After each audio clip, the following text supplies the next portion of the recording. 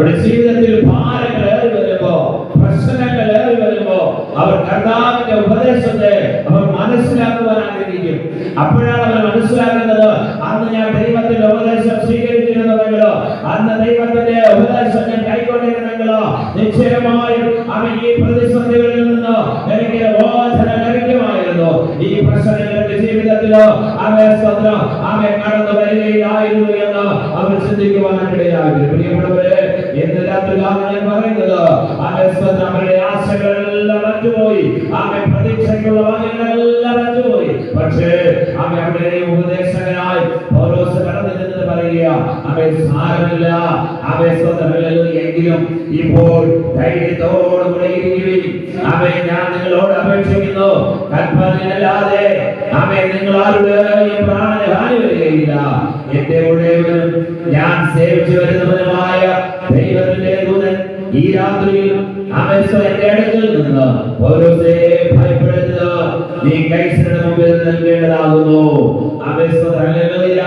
പ്രിയപ്പെട്ട ദൈവമക്കളെ, മറ്റുള്ളവരെല്ലാം ഭയപ്പെട്ടിരിക്കുക. അവിടെ ദൂതൻ ഇറങ്ങി വന്നിട്ട് പൗലോസിനോട് പറയുക, പൗലോസേ നീ ഭയപ്പെടണ്ട. ഹല്ലേലൂയ. നീയുണ്ടല്ലോ ഭയപ്പെട്ട് ഈ കടലിൽ മുങ്ങി താഴേണ്ടവനല്ല.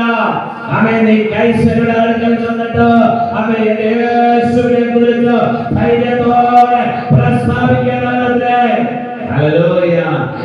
കപ്പലുടെ എന്ത് പറയട്ടെ, കപ്പിത്താൻ എന്ത് പറയട്ടെ, കപ്പലുള്ള ഹല്ലേലൂയ ഉദ്യോഗസ്ഥന്മാർ ഏത് തരക്കാരായിക്കൊള്ളട്ടെ, അവരെ ആരെയും ഭയപ്പെടരുത്.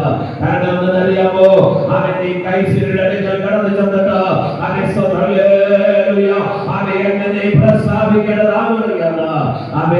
പൗലോസിനോട് വിളിച്ചു പറയുകയാണ്. ദൈവത്തിന്റെ കുഞ്ഞെ, എല്ലാ പ്രതീക്ഷകളും മറ്റു പോകുമ്പോ നീ പ്രാർത്ഥിക്കുന്ന ദൈവമില്ല, എന്റെ അടുക്കൽ വരുന്ന യേശു വന്നിട്ട്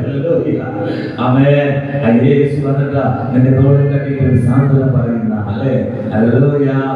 ആ കർത്താവിന്റെ രാത്രിയില്ല നമുക്കുണ്ടല്ലോ പ്രിയപ്പെട്ടവരെ, ഭാരപ്പെടേണ്ട, നമ്മുടെ അടുക്കലുണ്ട്. ഹല്ലേലൂയ.